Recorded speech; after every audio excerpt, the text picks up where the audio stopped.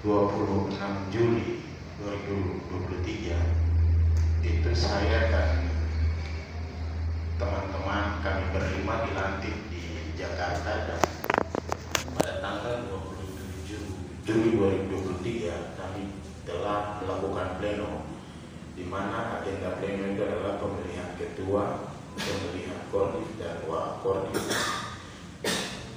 Dalam pleno saya Fahri Sampetoningredo dipilih sebagai Ketua Bawaslu Papua Barat Daya, dan Ibu Satriwati dipilih sebagai Koordif Penanganan Pelanggaran, dan Pak Vincer Ombewas dipilih sebagai Koordif Hukum dan Penyelesaian Sengketa. Ibu Regina Jomenov dipilih sebagai Koordif Pencegahan Partisipatif dan Hubungan Masyarakat, dan Pak Sofyan dipilih sebagai Koordif SDM dan Diklat.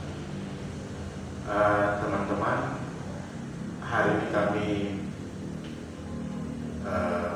berkumpul di sini dan bisa bertatap muka dengan teman-teman. Tentunya ada beberapa hal yang kami sampaikan selain perkenalan. Tentunya ada program-program kerja yang ke depan mungkin jadi beberapa minggu ini prioritas kami. Yang pertama, bahwa kami akan melakukan koordinasi dengan stakeholder terutama pemerintah daerah Provinsi Papua Barat Daya terkait dengan sekretariatan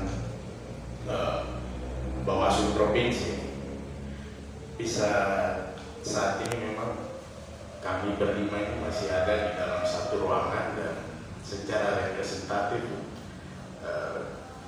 belum memadai, maka kami akan meminta bantuan Pemda untuk membantu kami. Yang berikutnya, telah keluar keputusan Bawaslu RI nomor 272 pedoman uji kelayakan untuk Bawaslu Kabupaten Kota nanti. Mungkin ini menjadi bagian program kami juga. Dan yang berikut,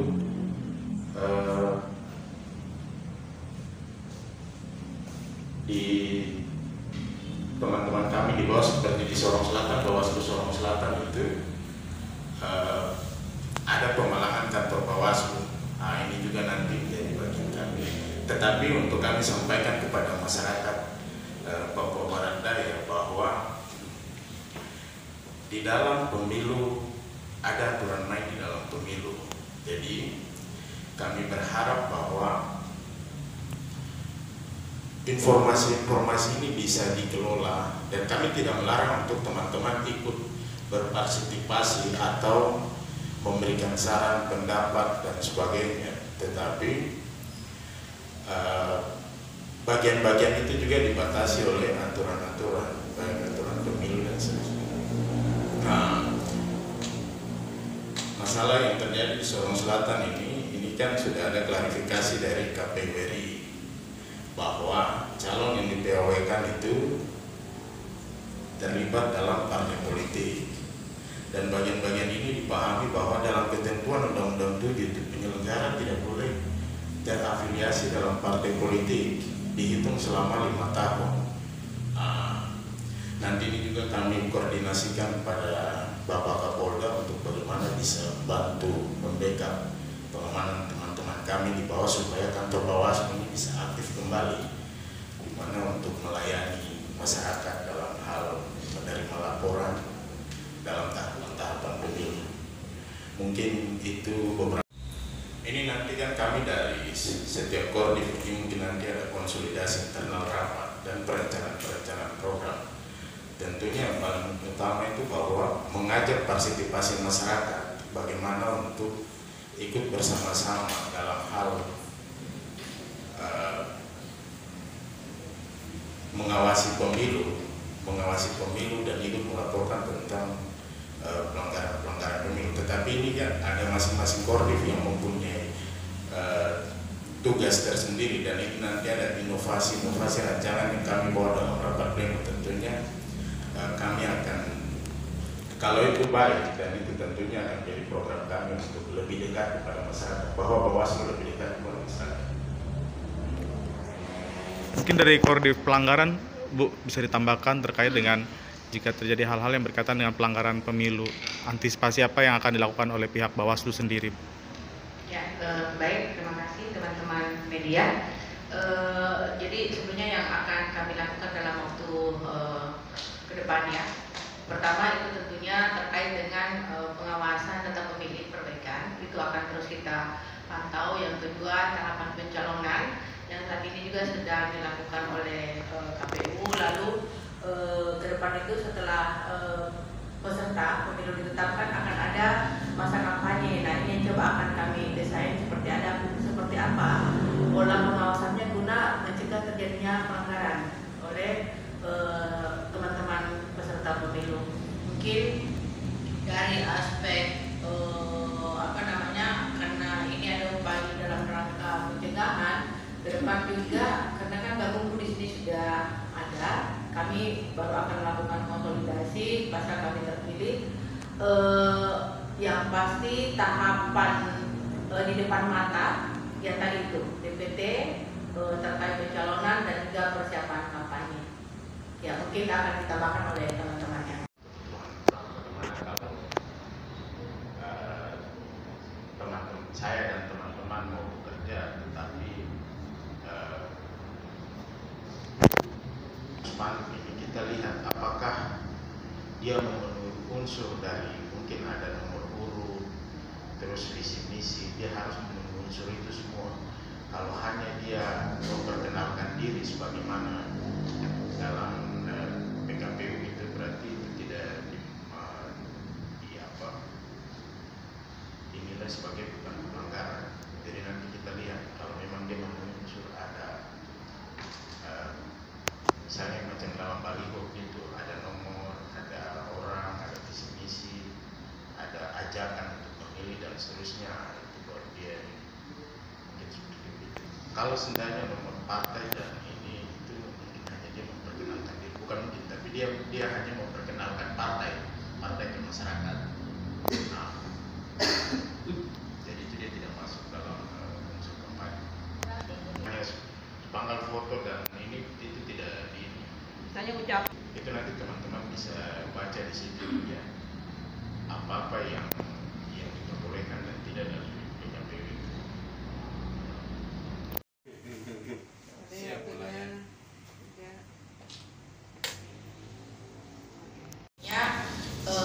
Memang harapan Bawaslu itu seluruh partai peserta pemilu itu baru dapat melaksanakan kampanye di tahapan yang telah ditentukan oleh KPU. Nah, terkait dengan spanduk-spanduk atau baliho-baliho yang beredar di jalan itu, memang sejauh ini kami masih dalam tahap memantau, ya, sambil mempelajari, karena PKPU terkait kampanye itu juga baru dikeluarkan oleh KPU, di mana di situ disebutkan tahapannya baru boleh berkampanye di sekitar bulan November. Jadi untuk seluruh APK yang beredar itu lagi kami melakukan pencermatan. Ya. Terima kasih. Nanti ada bagian kita diskusikan. Mungkin hal-hal yang lagi mengawasi proses tahapan pemilu, bahkan juga pemilihan, tentunya punya semacam ramu-ramu yang kemudian akan kita ramu untuk dalam proses pengawasan. Ya, tadi disampaikan oleh Ketua dan juga Divisi Penanganan Pelanggaran bahwa memang kita baru masuk dan kemudian ada beberapa hal yang mungkin kami akan lakukan dalam beberapa saat ke depan. Tetapi yang paling penting adalah untuk menuju tahun 2024 dalam proses pemilihan, tetapi juga pemilu, maka tentunya ada langkah-langkah yang akan diambil oleh kami dari provinsi dalam kaitannya dengan proses pengawasan. Nah, kami juga sudah mengantongi beberapa wilayah yang menurut kami menjadi perhatian khusus. Tentunya tidak asing lagi ada beberapa wilayah seperti Maibrat dan lain sebagainya, Tamrau dan lain sebagainya, kemudian menjadi perhatian khusus karena di zona-zona itu dikenal dengan zona merah yang kemudian butuh perhatian khusus, sehingga kami sudah berdiskusi dan beberapa poin nanti akan kami sampaikan. Yang berikut berkaitan dengan informasi kepada publik, maka kami akan juga bekerja sama dengan teman-teman dalam kaitannya dengan memberikan informasi kepada publik dalam kaitannya dengan proses pengawasan ataupun beberapa waktu ke depan. Kami juga akan melakukan beberapa hal, misalnya seperti berkoordinasi dengan beberapa instansi yang sebagaimana disampaikan oleh Ketua Bawaslu Provinsi tadi. Yang berikut berkaitan dengan beberapa hal berkaitan dengan SSGD atau Fit and Proper Test untuk Bawaslu Kabupaten Kota di Provinsi Papua Barat Daya. Ini kemarin semalam baru juknisnya keluar, sehingga juknis ini yang menjadi rujukan kita untuk melakukan SSGD, semacam diskusi grup. Jadi modelnya tidak person, tetapi bentuknya adalah dalam grup untuk melakukan proses seleksi. Jadi itu yang kemudian kami sampaikan. Mungkin itu saja yang saya dapat sampaikan. Pura-pura apa aja, pura-pura bicara. Bapak lihat apa kah? Kanan kah? Iya. Jadi setelah ini kita wabarakatuh. Selamat siang yang saya hormati Pak Ketua Bawaslu Provinsi Papua Barat Daya, Pak Kasep dan rekan-rekan komisioner lainnya. Ya, sebelumnya saya ingin menjelaskan soal itu SSGD tadi. Ya. SSGD itu metode dalam rangka melakukan seleksi kepada 6 orang yang terpilih di tingkat kota kabupaten. Kita diberikan kewenangan oleh Bawaslu RI, diberikan pendelegasian tugas untuk kemudian melakukan seleksi dengan metode SSGD itu yang pertama. Yang berikut soal peningkatan SDM, tentu kita baru beberapa hari di sini di dalam ketentuan undang-undang sesuai Perbawaslu dan produk hukum lainnya SDM, kita tentu akan meningkatkan kapasitas kepemiluan, dalam hal ini pengawasan terhadap badan-badan ad hoc di Bawaslu itu sendiri. Itu yang kemudian menjadi konsentrasi daripada divisi SDM. Yang berikut mewakili teman-teman, saya kira ke depan kita juga perlu bekerja sama dengan para wartawan, karena sesuai dengan Undang-Undang Nomor 40 kalau tidak salah, Undang-Undang Pers itu, wartawan juga sebagai satu pilar demokrasi. Oleh karena itu kita diberikan semacam keharusan untuk kemudian bekerja sama dengan wartawan agar tugas-tugas wartawan ke depan tidak hanya peliputan, tetapi kemudian juga bisa memberikan semacam temuan di lapangan terkait kampanye dan pelanggaran pemilu lainnya. Saya kira itu nanti diatur secara teknis ke depan. Terima kasih.